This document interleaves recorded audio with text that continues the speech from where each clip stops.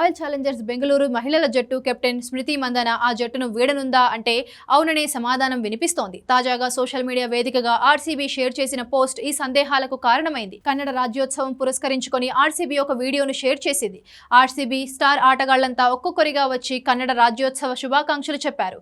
RCB star batter Virat Kohli, captain Rajat Patidar, Shreyanka Patil, Devdutt Padikkal, Tim David, Bhuvneshwar Kumar, Jitesh Sharma Karnataka ప్రజలకు రాష్ట్ర ఏర్పాటు దినోత్సవ శుభాకాంక్షలు తెలిపారు. మహిళల టీం నుంచి శ్రేయాంక పాటిల్ మాత్రమే విషెస్ చెప్పడంతో కెప్టెన్ స్మృతి మందన జట్టును వీడుతుందనే సందేహాలు మొదలయ్యాయి. కానీ స్మృతి మందన మహిళల వన్డే ప్రపంచ కప్ 2025 టోర్నీతో బిజీగా ఉంది. దాంతోనే ఆమె ఆర్సీబీ ఫ్రాంచైజీకి అందుబాటులోకి రాలేదనే విషయం అర్థమవుతోంది. స్మృతి మందనతో పాటే మరే ఇతర ఆర్సీబీ మహిళా క్రికెటర్ కూడా ఈ వీడియోలో కనిపించలేదని, ప్రధాన ఆటగాళ్లంతా ప్రపంచ కప్ టోర్నీ ఆడుతున్నారని ఆర్సీబీ ఫ్యాన్స్ కామెంట్ చేస్తున్నారు. గాయంతో భారత జట్టుకు దూరమైన శ్రేయాంక పాటిల్ ఖాళీగా ఉండడంతోనే ఈ వీడియో చేసిందని అభిప్రాయపడుతున్నారు.